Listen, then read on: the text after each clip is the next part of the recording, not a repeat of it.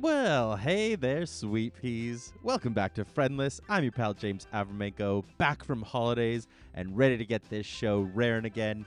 This week, I have an incredible guest with me. They are a poet, they are a conflict resolver, they are a UN shit disturber, and you will be hearing that story in the episode. The one, the only, Jaz Papadopoulos. I had only met Jaz once at a art salon that we both did, and I was just absolutely blown away by their presence and just what the way they show up in the world just staggers me. So it was such an honor to interview them, get to know them a little bit better, and I think you are going to absolutely love this interview. I feel compelled to give a little bit of a check-in or a little bit of like a, hey, how's your father, before we dive into the episode. Been away for a couple weeks and spent that time doing my best to recharge, doing my best to get back in a more clear headspace. Didn't really stick the landing, but I'm still really excited to be getting going with the show again. Now that I'm watching the music run down, I think I'm just going to save this for the next Little Guy episode. So instead, lean back, get comfy, set your volume at a reasonable level, and enjoy my interview with Jaz Papadopoulos here on Friendless. Ooh, I'm rusty. So this week on Friendless, I have someone who I do consider a friend, but who I have only ever actually seen in person once in my life. They have an they have a very strange and very impactful moment in my life. They are a writer, an educator. They are a conflict resolver, and they escaped Vancouver, which holds my deep respect. The one and only Jaz Papadopoulos. How are you today?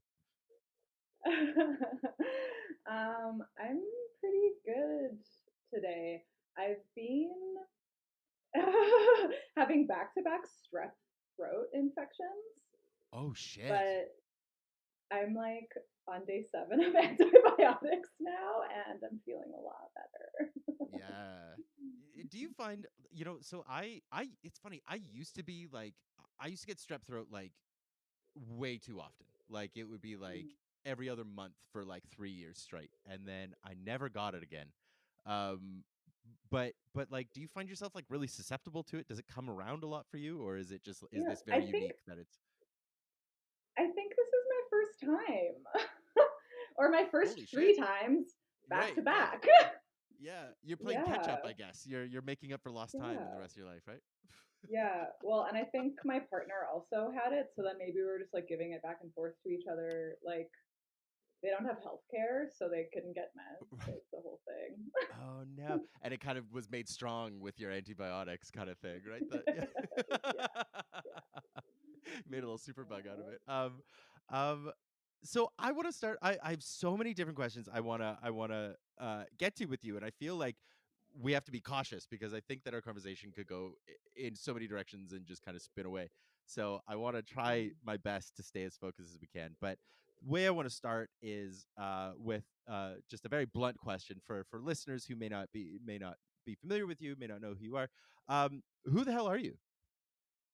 Ooh, what a question! So existential. Right? Let me just think of all my bios in my head. I am a queer and non-binary person. I am 32. I'm from Treaty 1 territory, the city of Winnipeg. And yeah, I just spent the last 5 years living in Vancouver and struggling with a lot of things, and have recently escaped to the interior, which I refer to as the Alberta of BC. Big time. And yeah, I'm a writer, mostly, I guess, a poet and a script writer. I teach creative writing. I have a book coming out next year. Amazing. Yeah. I'm a gay about town. Yeah.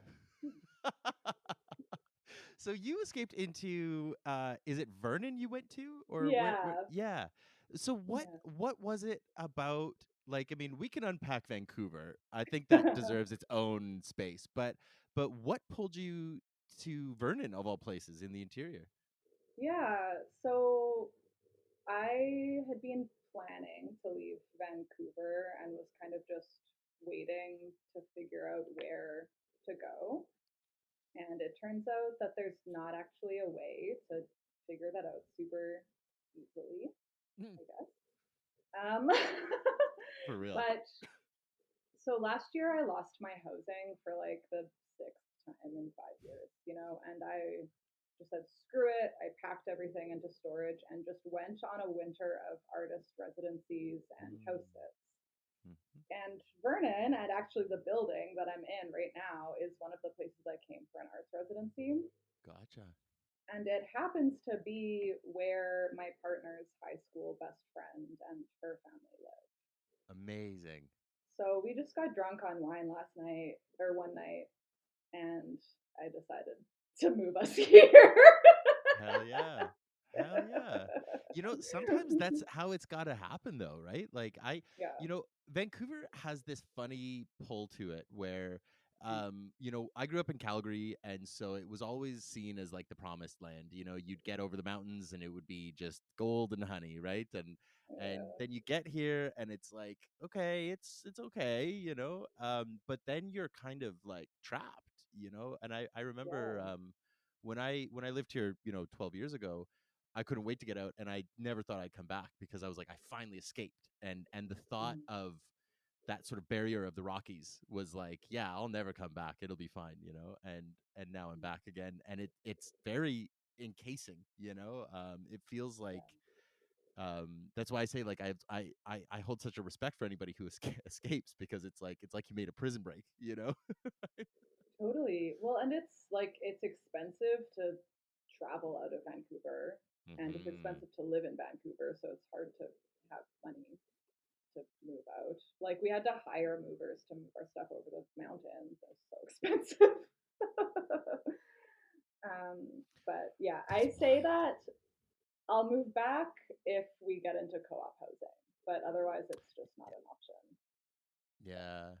And do you find yourself like I know this is such like a Canadiana question, but it's like do you find yourself um there's so much of the pull about like the weather of Vancouver or especially I guess Victoria because it's much sunnier, right? But like Mm. do you find yourself being able to cope with the cold? When I left Saskatoon, right, it was like I was driving out in -40 weather and so I was like if Mm. I never see another snowflake, I will survive. But Yeah, honestly, it's embarrassing to admit this as sincerely as I will, but the main thing I try to figure out about where I want to live is weather. Like I grew up mm, in Winnipeg. right. Sometimes in Winnipeg it's colder than it is on Mars. Like it is Yeah. so cold. So Yeah. yeah, weather was a huge reason to go to Vancouver and also a huge reason to leave. I hate the rain. Right. And Yeah. Vernon is kind of in the middle. It is, well, now I'm like, Vernon is too hot. It's so hot that I didn't go outside all summer. Yeah. But it'll be like -5 and I can ski all winter really comfortably. So we'll see. Totally. Totally. Right? Yeah. I mean, the interior is a really magic place. The province is so bizarre for how many different like lifestyles it can accommodate, Yeah. and these little pockets, right? But um so the main, obviously I want to I, again, I'm trying to figure out where to take the conversation because there's so many things I want to hit. I think I want to jump into like so we met through the sort of metamorphosis, I guess, like salons or whatever you want to call them, Yeah. right? Of the kind of creative expression that a mutual friend of ours hosted, and I found myself really fascinated by your writing, and I think I want to use that as sort of a baseline of like starting with like what drew you into creative writing? Like what was it about that sort of expression that spoke to you and helped you, you know, speak to the world? Yeah. This is a great question for me because it encompasses basically my whole life journey. Hell yeah. Okay. We are on a um, podcast. Just go. yeah. Okay, so my undergrad is in conflict resolution, and I've Hmm. focused on artistic interventions in conflict.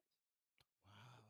And that took me to go to clown school, which is Okay. actually the first reason I moved to Vancouver like 9 years ago now. Okay.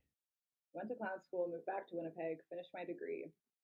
And at the later parts of my degree, I spent a lot of time taking like critical theory classes, which kind of straddle like the English department and the conflict resolution or like the human rights departments. And I had this learning experience, I think specifically while reading Gloria Anzaldúa, who writes in like multiple languages and does a lot of power dynamic fuckery in her writing. I was like, oh, like experimental writing is the clowning of literature. Hmm. Interesting. And I love being an intellectual, and I also love an embodied practice. Mm-hmm. So I started doing some creative, like experimental poetry writing, and then Winnipeg being the place that it has so many supports for artists. And somebody just let me into an arts residency, and then I just like spent a lot of time writing. Yeah. Okay. And I don't even know, like, I forever I know I was really bad at it. It's so funny now to think about, and how I like I preferred to write things that I knew no one would ever understand, and that felt like really transgressive to me. Sure. Yeah. It's very was um, is it Gloria no, who was it? Gertrude Stein? Gertrude Stein who would write just the most like incomprehensible stuff and everyone hated it but was like I think she's a genius, but it's awful, you know. this makes a lot of sense to me. I've never read Gertrude Stein, but when I started teaching the class I'm teaching right now, I felt obligated to include Yes. some Gertrude Stein, and I just assumed I would figure out what it meant, and I Yeah. never did. I Yeah. failed. So on the day on the day that we were supposed to discuss Gertrude Stein, I fully went into class and was like, "Hey everyone, would any of you be annoyed if we just didn't talk about the reading?"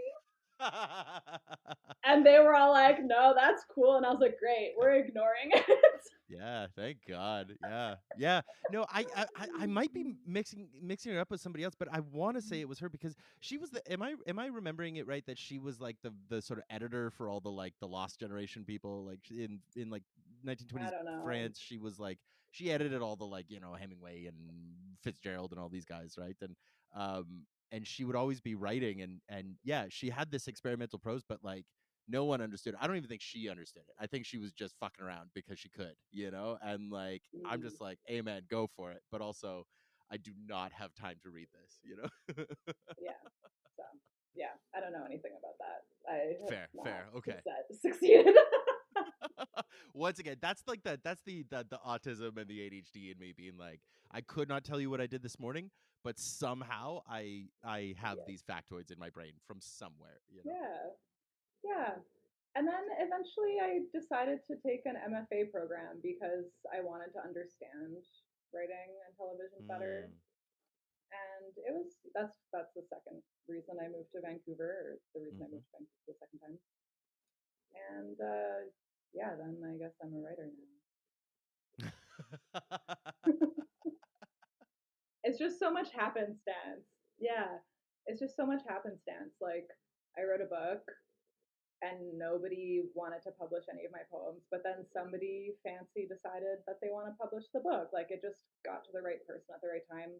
Yeah. I tell everyone that I'm a writer and to give me a job, and eventually a YouTube channel gave me a job, and now I write a YouTube channel. Hell yeah. Hell yeah. I mean, that's how it's Yeah. done, right? Like sometimes it's Mm.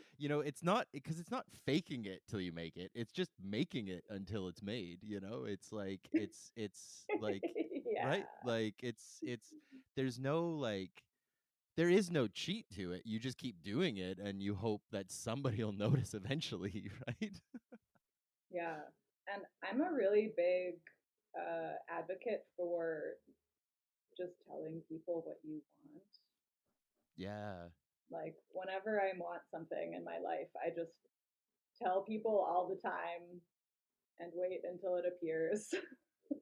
That works for me. I have a Jupiter in Leo, so that's what that does. That's the trick. Ah, yes. I Yeah. love it. I love it. I've been trying to figure out, I adore people who could just like casually understand what any of that means. I have a basic understanding of my astrology, but like when people are like, "Oh yeah, Capricorn this or Pisces that," it just what does this mean when you have a Leo in your Jupiter? What does that mean? Yeah, I'm yeah. I'm so So, curious. yeah, as a writer, I see astrology just as an exercise in the archetypes. Totally. And Leo is the archetype of like a social butterfly. Okay. And I mean, there's other things in that, but for this purpose, social butterfly. And Jupiter is the location of your ease and optimism and expansion, just like the things that come easy to you, you know? Yeah. I feel like everybody just has a realm in their life where things are just Hmm. easy. Yeah. So I do easiness in the style, it's like karaoke songs, in the style of a social butterfly. Yeah. I ask people for Yeah. what I want and then I get it. Oh, I love it. I'm very, it's funny. I love that. I feel like a bit of like a jealousy of that, of like the comfort to ask for what you want, right?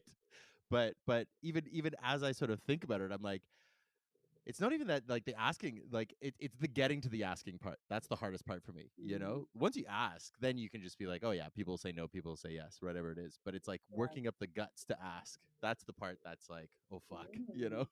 You want to practice? um, Is there anything that is on your mind that you need these days?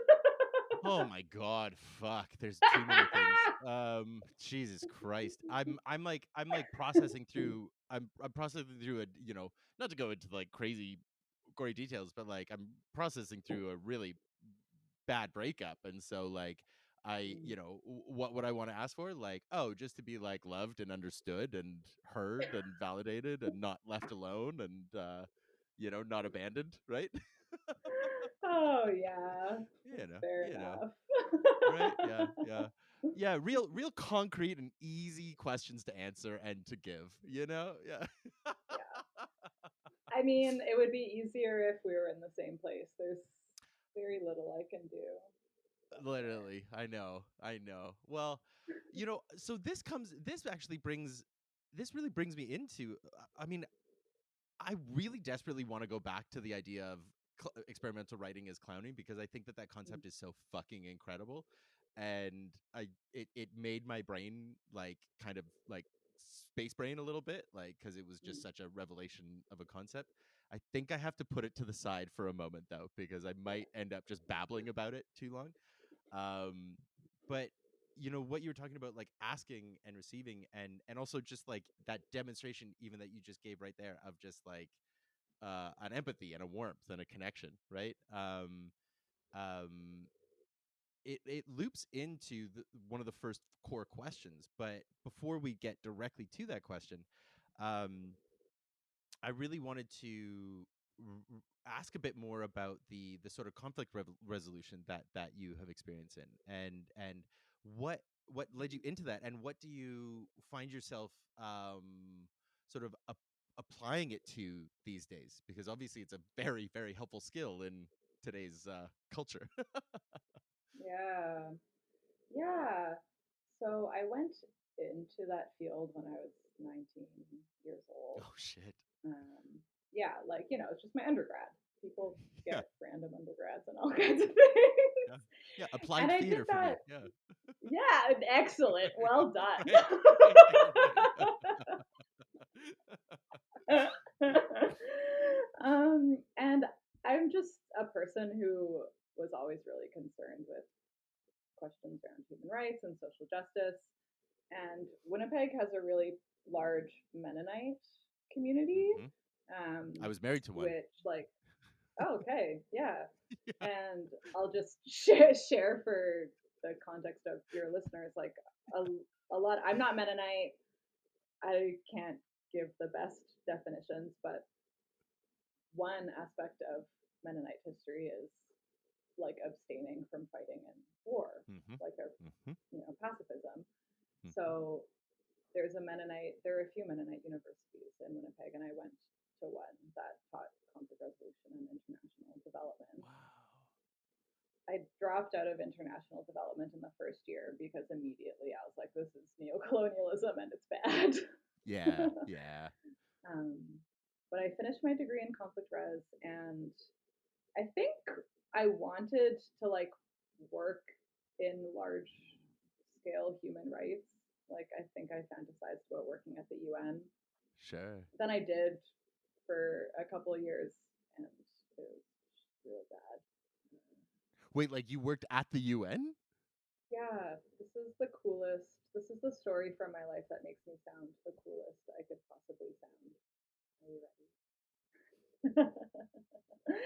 um, I was working for a nonprofit called The Voice of Women for Peace, and I wrote this curriculum, and I was invited to present it at the UN at the Commission on the Status of Women.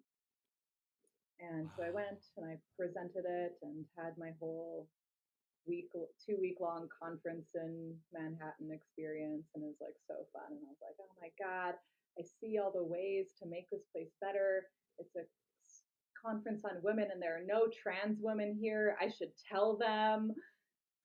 It didn't matter. They didn't Sure. change anything. Of course. The Yeah. next year, I was invited to come back, but only because they had initially wanted some women from the Congo to go and present on this Okay. curriculum. And then those folks' visas were denied by the states. Oh shit. Okay. So, as the second option, they asked me to come back. I went, but then when it was my turn to speak, I just used my 10 minutes to like criticize the US embassy for denying their visas and criticize the Canadian embassy for funding an arms trade in the Congo. And then I got kicked off stage Hell and yeah. never went back.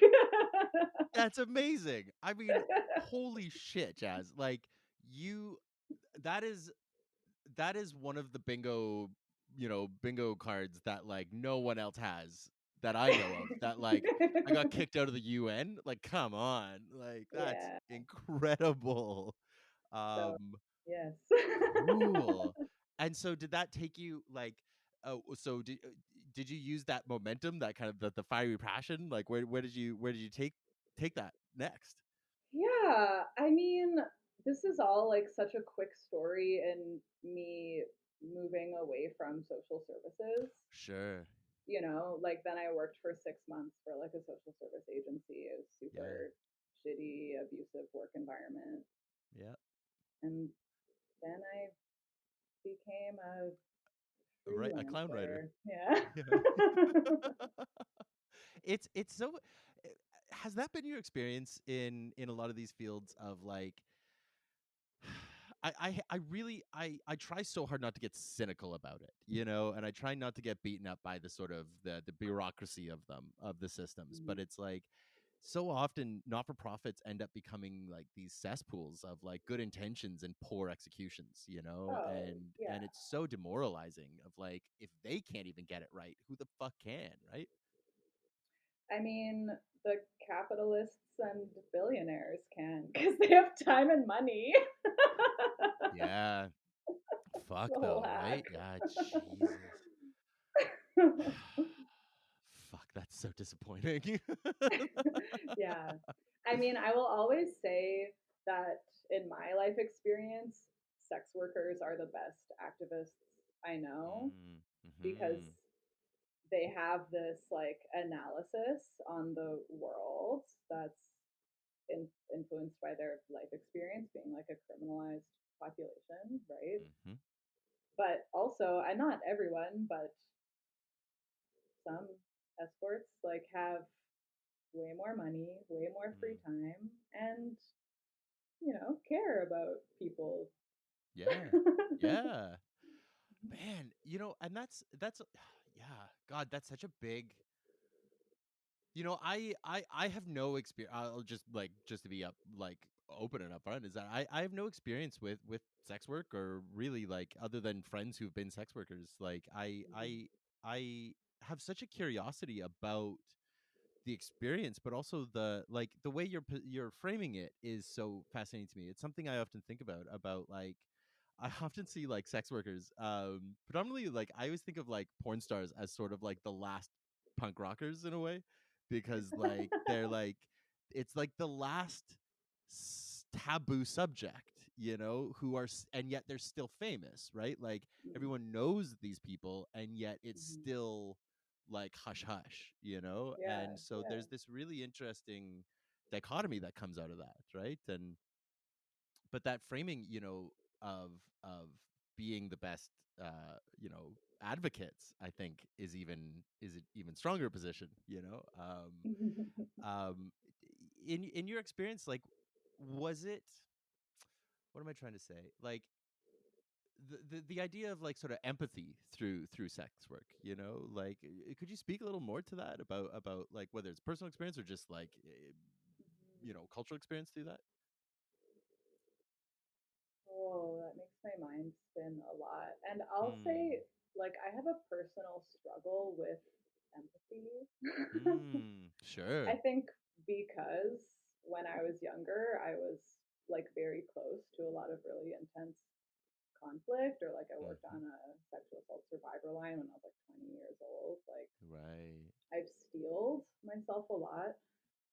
But I'm taking a self compassion course right now. It's going pretty Beautiful. well for me.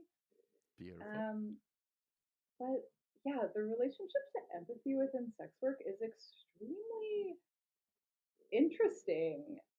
And I don't know if I can label it in a single way, but like, let's just throw some disparate thoughts out there. Hmm. There is,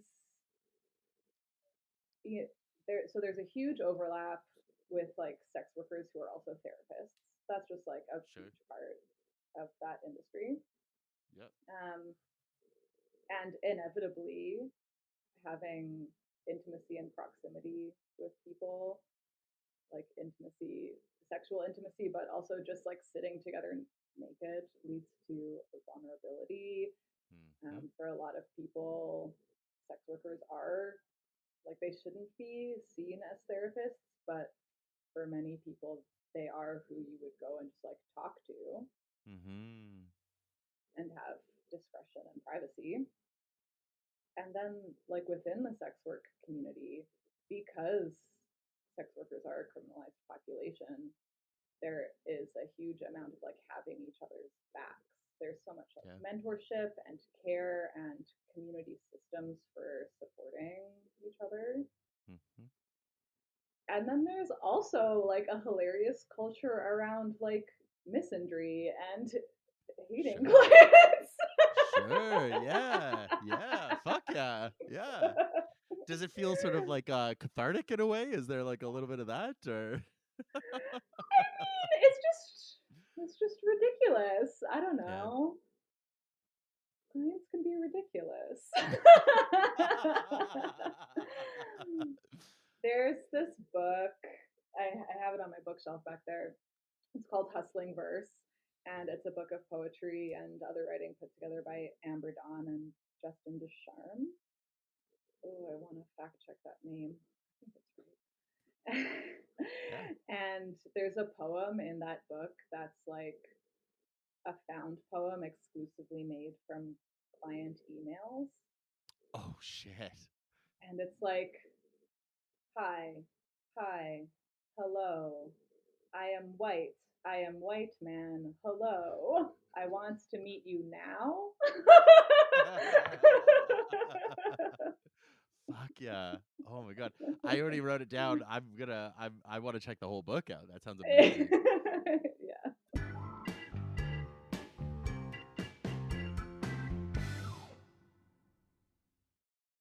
all this really leads to, at the core of this show is this exploration of, friendship and community and intimacy.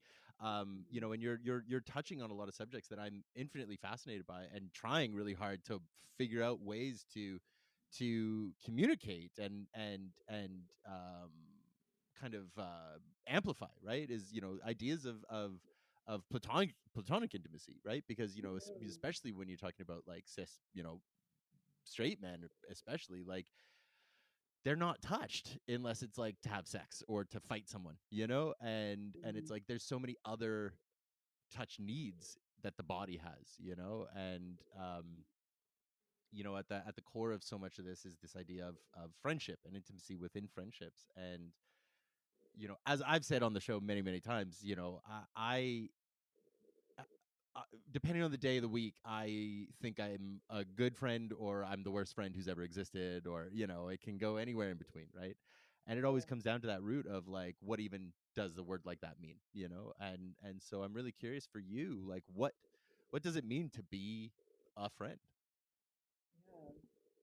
It's a great question, and again, one that feels hard to pin down, Hmm. and one that looks really different now that I've moved to this. I mean, I live in a city, but I feel like I've moved rurally. Totally. I don't live in the same city as most of my friends, and Hmm. I'm very intentionally trying to make new friends and like Hmm. to find other queer people in this place. Um, so one way that friendship like appears in my life now is just noticing who I feel comfortable like texting out of nowhere, or even, God forbid, phoning. Or like Yeah. phoning without texting first. Yeah. Ooh, that's risky. Yeah. Yeah.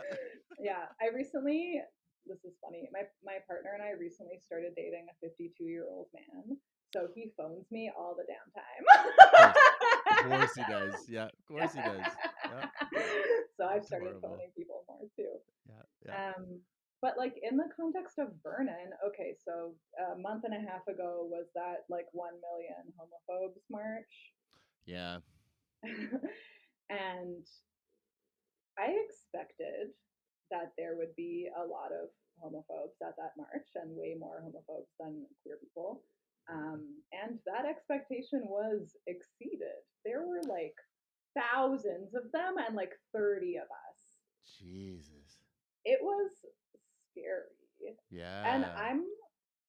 I'm a pretty like confident, argumentative person. Yeah. Fuck yeah. um, and I don't experience a lot of social fear like Mhm. that. Mhm. But I was like crossing an intersection and just looking around, and I was like, oh my god, someone's gonna like drive their car into me. Like Yeah. so scary. Yeah. So now I want to walk through this town and like know by face and name like who my friends are, who my Mhm. safe community members are. And it also means that I have less of the option of seeking out friendships with people who agree with me about everything. Sure. Yeah. Like, And do you yeah, find that encouraging? Like, do you enjoy that, or is that intimidating for you? yeah, I'm enjoying it. And I Yeah. think that I couldn't have done it earlier in my life. Mhm. Mhm. Like, I definitely am someone who has lived within like the social justice warrior archetype. Sure. Yeah. And obviously, I still care about those things, but I feel less militant in my daily interactions about it. Mhm. And I think I feel less threatened by other people's politics on a Sure. personal level than I used Mhm. to. Um, but part of moving here has been like this fun experience of meeting people who are really different than me. Yeah. And like when living in Vancouver, I lived my whole life only knowing queer people. Mhm. Yeah. Yeah. And here, yeah, it's like I'm talking to people at the farmers market who are just people I would have never spoken to before. Sure. Yeah. And I feel a little romantic about it. I'm like, ooh, I love country music now. Yeah. Yeah. And it's also, yeah, it's like exciting and weird. And when I think about the reality of like the apocalypse, it involves like actively working with people, just the people who are around you. Mm-hmm. Mm-hmm. You don't get to choose as much Mm-hmm. as we do in our lives right Yeah. Well, and that's I'm in complete agreement. It's something that you know I have a very similar trajectory in that, like, I used to be a lot more vitriolic or a lot more combative, now. Mm, and I've really softened in that stance over the years because I've realized, like you just said, it's not. It can't. I don't think these problems can be solved by us versus them. I think it has to be a collective we, and there has to be like I've for a couple of years now I've been pretty vocal about like it's not sexy and it's not appealing, but I'm pretty sure the only way like genuine societal impact really lasts is through incrementalism, and like as like frustrating as that is, and as much as I like wish it wasn't that way, it kind of feels like it's like how it goes, it's not about concessions, but it's about meeting how many people can we get just to the next thing, rather than like yeah, if we want to be way down at Z and we're only at B, like how do we get everyone to C first and then D and then all the way down, and the yeah, problem is that that takes patience and that takes generations, and we're at a stage now where it feels like we don't have that time, so there's a lot of panic and there's a lot of like frenetic energy coming out of it, yeah, and but I think that that's tripping us up. I think that like collectively, culturally, I think if we all took a bit of a breath and like slowed down a little bit, that might actually end up slowing everything down, which would be for the benefit of everyone. you know? yeah, yeah. An opinion I hold is that a lot of the violences we see in the world are essentially trauma responses. Yeah, yeah. Um, and, we know from neuroscience that when your brain is, or when your nervous system is activated and you feel unsafe, you lose access to the parts of your brain that handle nuance and gray area and blah, blah, blah. Mm-hmm. Mm-hmm. So I very much have come to like a kinship approach to Mm. activism and politics where I will do that work like within friendships or within relationships that feel safe. Mm-hmm. I'm going to say that's different than like interrupting moments of injustice, Of you course. know. Yeah, of course. But in terms of like, where I used to like try to argue with people until they agreed with me, Yes. now I'm like, oh, that kind of work happens like within tenderness and friendships.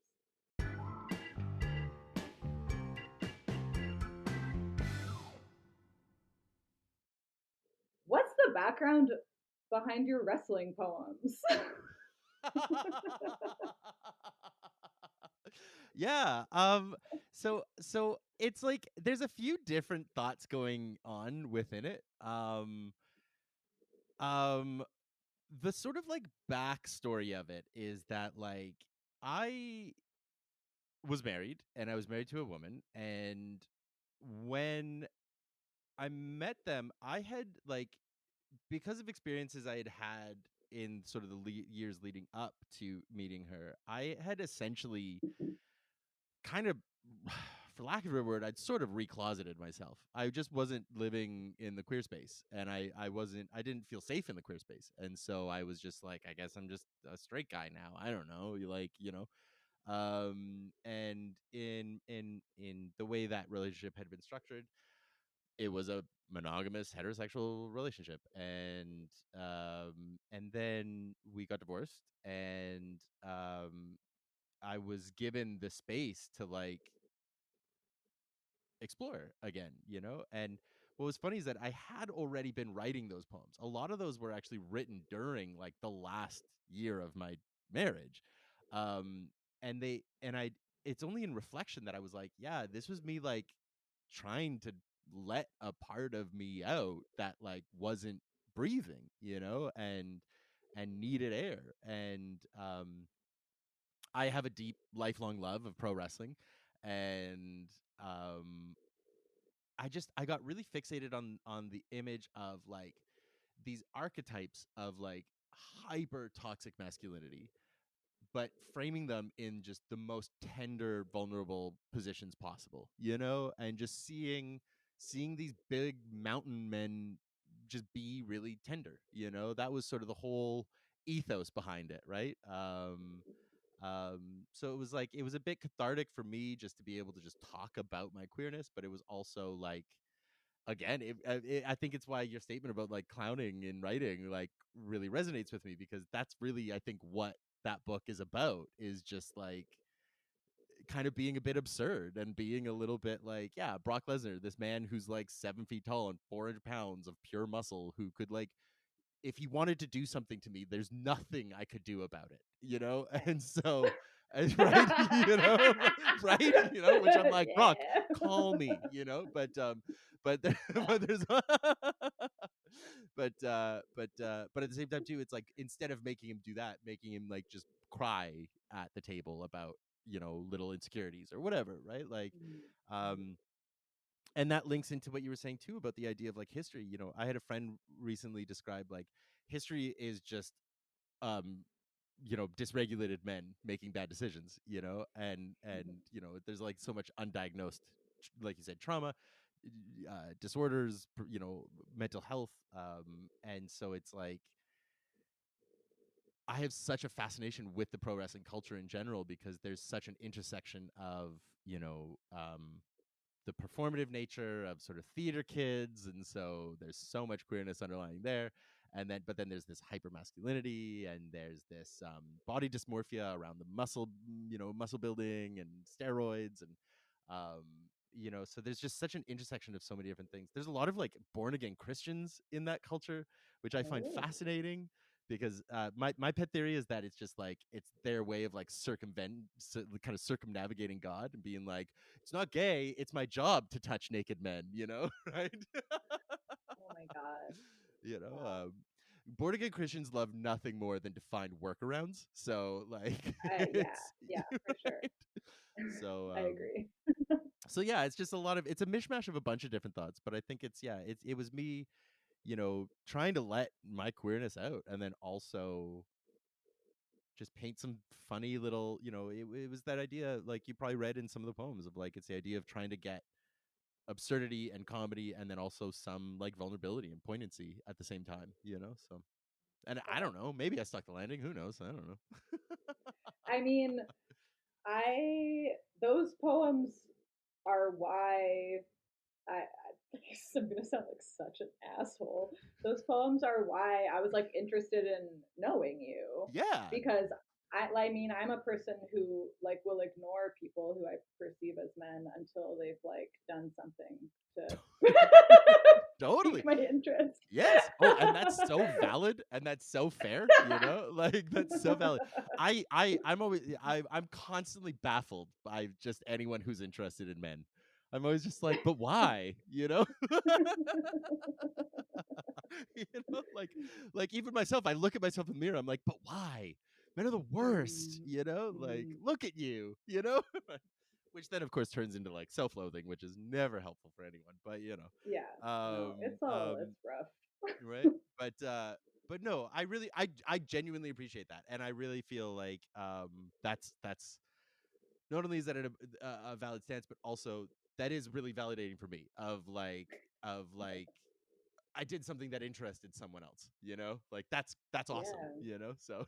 Well, and I think I see in your writing, like maybe the the similarity that you see in mine, which is Hmm. an ability to bring together like surprising things Hmm. and to find their shared moments or like the tenderness that comes from that discord. Hmm. and that's surprising and it's interesting. And I think that when things are surprising and interesting, we're like, we become curious and our Mm-hmm. ears perk up and our hearts open a little, and Mm-hmm. it's Mm-hmm. juicy. Yeah. Well, it's the whole, and it's also, like my theory on like artists is that like artists hang out with like actors hang out with other actors, writers hang out with other writers, and I think that that ends up becoming very limiting for them. I think if you're an artist, you should like if you're a writer, you should hang out with painters instead, or you should hang out with like dancers instead, like because that's Mm-hmm. how like that is how I don't I hate using words like great art or good art or anything like that, but like to me that's how new art gets made. Because like Yeah. if you're just a bunch of writers hanging around, then you're just gonna write what each of you likes. It's not gonna spark something new necessarily, or it'll be harder to. Whereas if you like make new connections and you bridge out, it's gonna um yeah, just like you say, just create surprising connections of like, oh, I saw a painter do this, so I'm going to try writing that. It's things like it's the beats. It's the beats trying to write jazz. Right? Like it's that kind of Yeah. stuff. And that's how art morphs, in my opinion, is by synthesizing stuff, not by just repeating stuff that you think works. Right? Um, Yeah. I love it when artists move to a different medium just like for kicks. yes, yes, One of my favorite movies is Sorry to Bother You, which is by Boots Riley, who's like a hip hop artist. yes. Okay, I was gonna say I And feel like I've heard about this. I don't know if I've ever watched it though. it's so good and weird.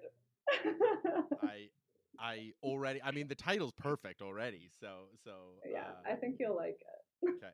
It's on the list. I'm literally just keeping a running tally of all the things I need to remember after this. But um we've been floating around these ideas, of connection and friendship and community and conflict resolution, and I feel like we've got more to get to, but I think we've been setting the foundations of this of the theories behind this show, and I think I want to take a moment of just like appreciation of just like your perspective on this stuff. I really value like your take on this, so I thank you for coming on and sharing. Yeah, but uh thanks, but James, then for but then having me.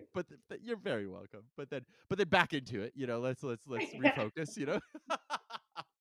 um the other side of the question of friendship is this idea of community, and this is sort of the new theory I've been working with the new season. Is like, if a friendship is two people in connection, then maybe a community is multiple people in connection. But like, what does that even mean? Like, what does it mean to, we use words in the queer community, like showing up, or, should be showing up in community, or things like that. And it's another one like friendship, where it's this nebulous term that could mean exactly what it means, or it could mean anything you want it to be. And I'm really curious, for you, in your experience, what does community mean? And what does it mean to you to show up in community? Yeah. Um, you've hit the nail on the head. Community is one of those terms that I kind of like grimace at a little Big time. bit. Yeah. And my experience, I mean, I don't think I'm going to say anything new. My experience in like a leftist queer community is fraught. It, it feels like we're a group of people that are traumatized by exclusion, and so we have all of these wounds around inclusion and being good enough, and it's just really easy to like not be good enough to be welcomed in the queer Mm-hmm. community. Mm-hmm. um, yeah, and I think probably at least part of that is also just the dynamics of like privilege and assimilation, and the idea Yeah. that like, like two trans people like can't pass together. So if you're trans and you want to go out, maybe you go alone or you go with cis people so that nobody notices you're trans. Yeah. Yeah. um, and this is kind of similar to what I said before of moving to Vernon. The idea of community has totally shifted, and it's become like do I know, do I recognize other queer people on the street and do they know my name? Mm. And can I make sure that they're safe in public? Yeah. Mm, It becomes so much more immediate in those kinds of yeah. environments, right? And it's so Yeah. much less theoretical. I think that's Mm-hmm. something that's kind of where my brain is kind of going. When you talked about like the sort of like the it's not trauma bonding of the queer community of Vancouver, but it's like there's so much trauma within the bond, Mm-hmm.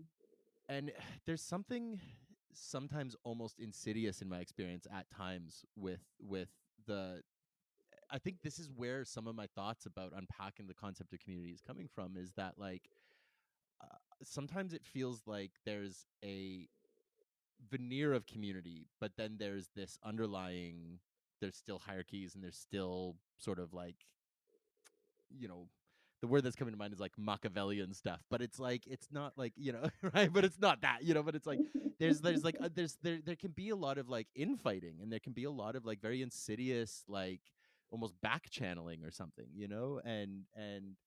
and with obviously not like trying to like name names or anything like that, but it's like it's this idea of like, do you find that that's just like human nature, or do you find that that's like from sort of like hurt people of like Mm-hmm. trauma, this is what we're used to, so we're just repeating these cycles. Yeah. I think the hurt people thing is it at least like always a little bit present Yeah. across every community I've ever been part of that has gathered around like a marginalized identity. Mm-hmm. But I'm just one of those people who like drags Vancouver so hard. Hey, amen, With go for it. Yeah. yeah, I mean, I'm not interesting in this, but I'll still talk about it. Yep. Yep. My experience with Vancouver is that it is a city of scarcity. There's Mm. not enough housing, or I mean, yeah, there's not enough housing. There's not enough jobs. People can't afford to live there. Mm. So like, it's just so competitive. Mm-hmm. It is a competitive place. Nobody wants to like help you out because that it's like a what is it, a zero sum game? Yeah. Like Yeah. my gain is someone else's loss. Yeah. Exactly. Which Yeah. is not conducive to community. Of Mm. course it's conducive to capitalism. Mm-hmm. Yeah. But it's also like Yeah, not that's not how art works, like me yeah, making art doesn't mean you can't make art. It's what I never understood about that, is that it's like, no, we yeah, just both get to make art. Like just yeah. But I like never, I almost didn't succeed at ever like getting a spot on a stage, mm, because so mhm, many people are asking for them. mhm, mhm, Yeah. Well, I felt like my art career totally plummeted in the time mm. that I lived in Vancouver. Yeah. Yeah. Mm. Yeah, that's interesting. I can't help but wonder if that's a part of why I feel like I'm floundering a bit, because it's like even though I want like, as I'm saying, like, writers that hang with writers, it's that it's like I feel like I don't hang out with artists in general. Like I don't know where the fuck are the artists, like where are Yeah. any artists of any kind, I know a lot of teachers, yeah, I know a lot of therapists, but like I don't know like artists, even if they have a day job, which I, like that's fine, but like I just Mm-hmm. where are you? you know? Yeah. I felt the same way. And then I also just felt like a loser because I can see from the internet that artists in Vancouver exist, but I Yes. don't know how to meet them. Yeah, right? Oh my god, that's the other side of it, isn't it? Yeah. Jesus fucking Christ. Um there was something you said before we got talking, or before we got recording. There was something you brought up about the idea of like conflict resolution in the community and stuff like that. And I was wondering if you would elaborate on that. I wanted to kind of cue that up and see what Yeah. you wanted to talk about that. I realize that's kind of a bit of a left field, but I think it builds off of what we're talking about. Yeah, I think it does too. And I'm just like, how much? how much are we going to open the pot? But it's something I've been thinking about in the context of these really big political stance moments that we're Mm-hmm. in. So I'll label like COVID as Mm-hmm. the first one, Mm-hmm. and now the war in Israel Palestine Mm-hmm. is a huge moment. Um, and in both of these cases in my own life, I've seen people that I'm close to, reveal that they have different opinions than I do on Mm-hmm. the topic, and reveal that they have different opinions than are like the formal stance of the queer leftist community. Sure. Yeah. And I've watched these people who are close to me like become very easily, I don't know what the right word to use is. Like effectively, you could just say like kicked out of community, Mm. but like it looks like having a bunch of arguments on the internet, and then people like deciding that they don't want to interact with you anymore, Yeah. which is everyone's own prerogative. I don't know. I'm not telling anyone who to be friends with, Sure. but for me, like that's not something I want to lose a friend over. I feel really hesitant saying this because I'm saying it in such a simplified way, Sure. and I don't want to suggest the idea that I like think my politics are irrelevant or Sure. something. Like they're Yeah. very important to me and I spend a lot of time in them. Um, but I also just feel very willing to have conversations with my friends that continue to be rooted in like care and curiosity. Yeah. Yeah. Yeah. And asking people why they have the experiences that, or why they have the opinions that they have, and like how it's impacting their life now. Mm-hmm. I have a friend who, um, yeah, was like a new age to anti-vaxxer like pipeline. Sure. We're still very close. It's okay, but like when we were all in the heat of that, her social media had started like actively censoring her. Like her Mm. phone would freeze and wouldn't let her type if she started typing about COVID, Holy shit. which is crazy fucked up. Yeah, that's And scary. like Yeah. a level of surveillance that Yeah. we all, including we the left, need to be concerned with. But because her opinions on like vaccinations had caused people to write her off, like nobody believed her that this was Mm-hmm. happening. And I was like watching it on her phone and she was like, nobody believes me. Yeah. Yeah. And that is a huge failure Yeah. to me. Yeah, I agree. I agree. Yeah, obviously, like without naming names, but I know that there's somebody who we both know who's been very active on social media. Who I've reached out to many times with support because I agree with what they post. I agree with the position they take. And I see the amount of vitriol that gets thrown at them by friends, and Mhm.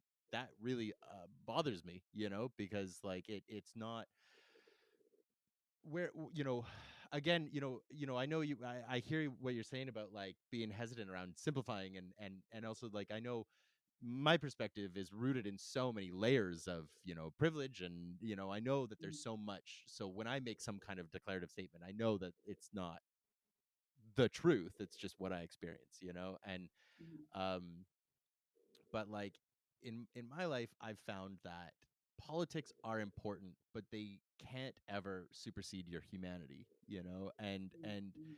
you I think it's very easy for people to feel like they're maintaining their humanity by posting it online, but then they're actually really giving up on it by how they behave to the people who are Mm-hmm. actually in their lives, like you can feel empathy for multiple things. I'm speaking of different therapy processes, I've been doing a dialectic behavioral therapy Yeah.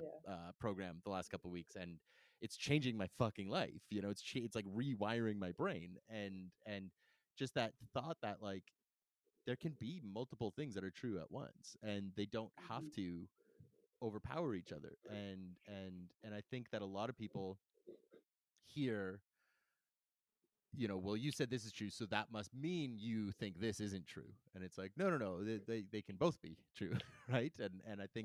I think that becomes very, that becomes just as abusive, it becomes just as toxic, it becomes just as exclusionary, or there's just as much potential for violence. Um and I think, for myself, I'm a student of history. I'm a big history nerd. And so like I don't personally believe in the violent overthrow of anything, because Mm. if you look at history, that has never worked once for the little guy ever. There's never been a revolution that's worked out for the people. Like there's pockets where you get forward movement, but in the long run it always ends up being worse for them. And so like I don't believe that fighting, like defense is one thing, right? Like you said, like if there's violence being done, or if there's whatever, like that's one thing. But like to just like outright go looking for violence, you're already choosing to lose. Like you've kind of already lost. And I think it's really easy to lose sight of that when you're just being bombarded with these posts, these memes, and these facts, and these charts, and it's like, well, who's giving you this data? What's their agenda behind this? And it's scary. It's like it's sinister. Yeah. I really miss having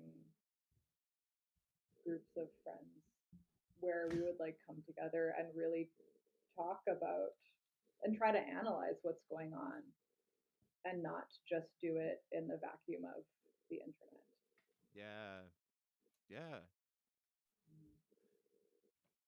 Do you find you have access, like, is there a way for you to do that? I recognize this is still on the internet, but like, do you find yourself Mm. trying to like coordinate any kind of like group calls or anything like that, or is it more siloed, just like one-on-one stuff? Yeah, I have an anarchist book club that Fuck yeah. meets a lot of these needs for me. Okay. Fuck yeah. um, The yeah, cutest but title I've otherwise, ever heard, an anarchist book club. I love it. yeah, our emoji in our group chat is a watermelon piece because our convos are juicy.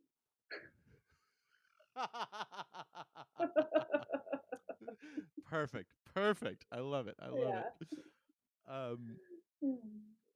but yeah, but sorry, please go. But you were saying, so the Anarchist Book Club is do it apart. But like, do you find yourself like, do you are you someone who's more of like an arranger, or do you like hope other people will arrange this kind of thing? I've always been an arranger and I just want to be in my bottom era, Mm-hmm. Yeah, but yeah, super fair. Yeah, it doesn't feel that available. I'm trying yeah, to do both now. I'll do a little bit. fair. Good, make a Yeah. good switch. That's yeah. Yeah.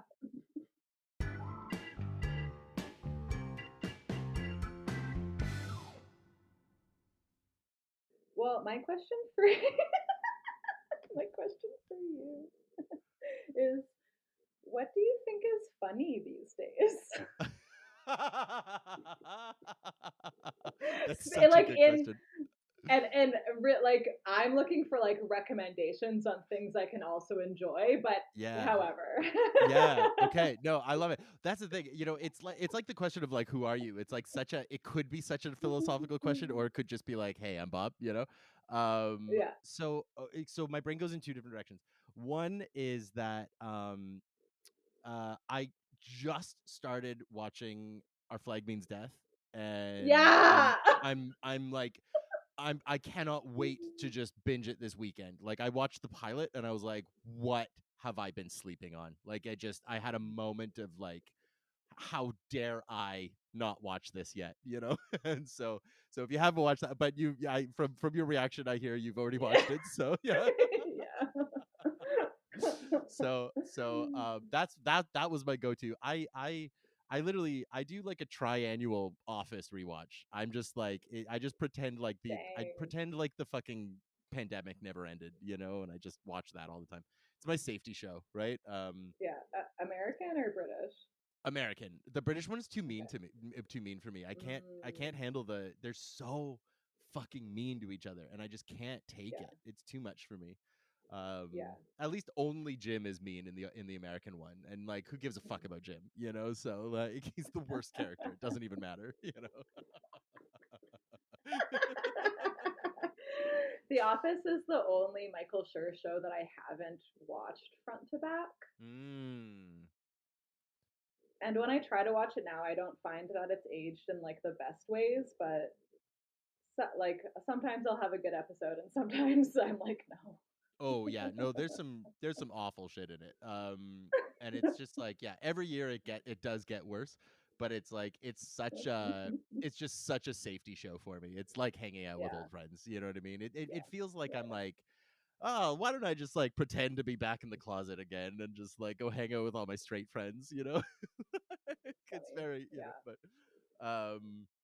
but then in terms of like sort of like existential, what I'm finding funny, I am really leaning into. I'm continuing the trend of this first dates with pro wrestler stuff, and I'm just like, really, you've probably seen a bunch of it on my Instagram of just like, I'm really vibing with just like deeply sad and tender and vulnerable memes that are also like really absurd and funny. Like, I don't know, it's that's my vibe right now, is just like, I'm really sad all the time and I'm like not well. And it would be awesome if people would like take these memes as bids of like check up on me. But at the same time too, I am just gonna like give them as like little laughs as well, Like, so Mm-hmm. yeah, that's my vibe, is like, I'm not okay, but I'm okay, Right? Yeah. That makes sense. I shut off my Instagram about a month ago, so mm. I've missed your bids, unfortunately. But That's why you didn't reply to my message today when I was like, "Hey, are we still good to oh fuck. record?" Yeah, that's why. Yeah, yeah. I was like, "I guess we'll find out," right? Yeah. Oh. No, I mean, it's fine. It's not a big deal. It's not a big deal. It's just like, it was just good for you though. Like, good for you for doing that. Has that felt like liberating, or like? Yeah, I mean, I've shut off my Instagram at various points in my life, but I just knew that all of the war coverage was going to piss me off so much Yeah, that yeah, I didn't want like the social media take on it. yeah. That's smart. I remember like when Elon Musk bought Twitter, I deleted. That was Mm-hmm. the day I deleted my account, and I was shocked at like the instant relief I felt the next day of like, oh, I'm not just being bombarded with a million opinions that I hate like all day, like I just feel free, but now I'm on Threads, so who the there's no winning. But yeah, before I ask a little wrap up, is there anything that I kind of missed? Anything you wanted to talk about? Anything about like friendships or connections or all those things? I know, like, I feel like we could probably talk for hours more. I almost like, before the episode's even out, I'm like, we probably need to have you on again because we could keep talking about other stuff. But yeah, is there anything I missed that you wanted to talk about? Yeah.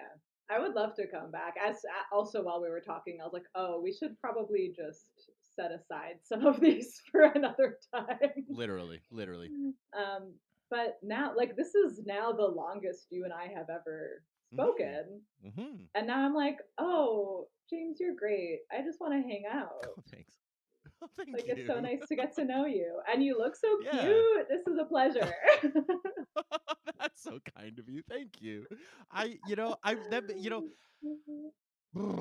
that means a lot to me, to be completely honest. Like, without going into, honestly, I'll probably cut this next part out, but since we're recording and I don't want to stop, I'll just say it here. But like, you know, with Sarah and I breaking up, like I lost touch with the whole queer group, Yeah, and I I didn't get the impression that I was super liked in the group, and so that bummed me out, and I've tried to just like show up nicely because I know I'm a nice person, and um but it still like troubles me, right? And it still makes me feel sad that I really Right. adored that group. And yeah, we only hung out the one time, but I was like, Jazz fucking rules. And like Cody fucking rules, like getting to hang out with them, I was just like, I adore you, and so like I was really sad when you took them away, but but yeah, thank you for saying that because it really does mean a lot to me. And it's like, yeah, if you're ever in Vancouver, you know, but we could, I mean, if you really wanted to risk it, we could try being internet friends, you can always message me or text me or whatever, right? But Yeah. I guess that is kind of one of the ideas behind the show is I could be trying to make new friends as well, but we don't, no Yeah. pressure, Well, instead of unfriending on Facebook, because we've never been friends on Facebook, Yeah. we can trade phone numbers. There it is. There it is. Right? We'll go the opposite way. I'll become Yeah. friend. I was about to be like, we'll be friendless, but it's like, no, the opposite of friendless is just having friends. That's just, Yeah. I didn't have to make a fucking, Anyway, um, so I just have the one last question. I always love to kind of leave the listeners on kind of an actionable step for the week. Mm. So I'm wondering, is there one thing you could recommend listeners to try doing this week to be a better friend, like either to themselves or to their community? Mm. Yeah. Okay. Cool. I want to challenge the listeners to share their inner world with one of their friends. And the way that I do this is um, very structured, and it's like the way that I like to share my inner world with my friends is very structural, and it's like this is a thing that happened. I'm having these emotions. Will you do this thing for me? Mm, And it always works, man. that is like you've I feel like I just got a new wrinkle in my brain because that feels like such like that feels like such a beautiful distillation of a kind of communication I struggle with. So like I'm like, thank you for vocalizing that for me, let Yeah. alone for other people. Well, okay, I'm going to do it right now. Okay. James, Yes. you've hosted me on this show for an hour, and it's the most we've ever hung out. And I feel really like warm and satisfied and happy about it. And now I request that we exchange phone numbers. I like you have just made me feel so bubbly and I just thank you so much. Like 100% you got it. No question. I'm not going to Yeah. share it. I'm not going to share it on air, like we'll Yeah, stop yeah. recording when we do that. But after we Boo. hit recording, right? Yes, you got yourself a goddamn deal, Jazz. Um thank you so much. This has been just so fucking wonderful. Like I like right from when you like asked to be on, I put out the call and you were one of the first people to answer, and it just like it meant the fucking world to me because like, as we've said, we only met the once, but I was like, you're just so fucking cool. The writing, that piece you had about Bruce Springsteen, I was just like, thank you for someone saying it, like, and I just yeah, you had a massive impact in a very small amount of time, and so I was so excited to do exactly this, just chat with you, get to know you a little bit better, and yeah, this has just been incredible. I adore you. I just think the absolute world of you, so thank you for doing this with me. Is there anywhere that you would like listeners to find you? You mentioned you've got a book coming out. Do you want people to, can we Yeah. pre-order? What do we do about this? Oh my God. Yeah. I mean, it's not even for pre-order yet, but Okay. my book is called I Feel That Way Too, Hmm. and it's a verse novel, which is just a book of poetry that has a story, I guess. Like Um, the oh my god, like was it by Grand Central Station? I sat down and wept. Have you ever read that? oh no. It was Canadian. Sorry, I cut you off. I just It's got excited. okay. I got ADHD excited. It's like one of my favorite. It's like a poem. It's like a novel in verse, and it's fucking devastating. But I'll Yeah, I yeah. mean, verse novels I feel like have a unique capacity for devastation. Yes. It's coming out fall 2024 with Nightwood Editions, which is Fabulous. where all the cool Vancouver queer poets are published. So thank you, I Nightwood. I was gonna say I think I'm gonna have to look at some links about that. Yeah. And as we've established, I'm like off social media right now, but Right. my creative website is textualdealings.com. Rhymes with sexual healing, baby. Um, and I link like all of my publications on there, so you can go Fabulous. read all the things that I've Amazing. Okay, well that's all going to be in the show notes. One more time, Jaz Papadopoulos, you are unreal. Thank you so much for coming on. I hope you have yourselves just the best fucking night, and I hope to hear from you soon. written. Thanks, Jay.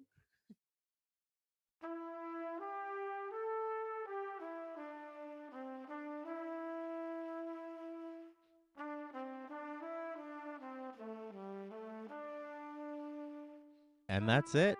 Thank you one more time to Jaz for coming on the show. I cannot find the right words to express just how like joyful and bubbly I have felt since this interview. In editing it to prepare for release, I was like bursting into tears just remembering that feeling, and I just remain so deeply grateful for them coming on the show and just them being them, you know. It really I find it very comforting to know that there are people like Jaz in this world, and yeah, that just there's a lot of love in this world. You just sometimes have to go looking for it a little bit harder. If you like this episode, please be sure to give it a 5-star review wherever you listened. It is free for you and it helps me out so much in gaining new listeners. Why not share the link with someone you think might like the episode? And if you can't get enough Friendless content, please be sure to sign up for the weekly Substack. I've done a little bit of a remodel of it, so it's a little bit leaner, a little bit quicker read. It's always going to be free. You're going to get a playlist for the month. You're going to get a little update essay, and then you will get a couple recommendations to check out for that week. The other big announcement I have is that I have started a ridiculous stunt art project called Hey, Sorry I Missed You, which is a year-long novel in verse inspired by my conversation with Jaz. The idea is basically I'm telling the story of this narrator who's kind of having an existential crisis and is contacting people from his past and leaving them voicemails as he sort of explores their connection. There's a brand new micro chapter being posted every single day on Instagram. It's going to be running the entire year. Please check it out. All the links to all those things are in the show notes, so check it out. Holy crap, I have run out of music. So that is it for me. I'm going to wrap this up here. Thank you so much for listening. I love you so much, and I hope to catch you back here soon. But I'm not going to worry about that right now, and neither should you, because that is then, and this is now. So for now, I will just say I love you with no back music, and I wish you well. Fun and safety, sweeties.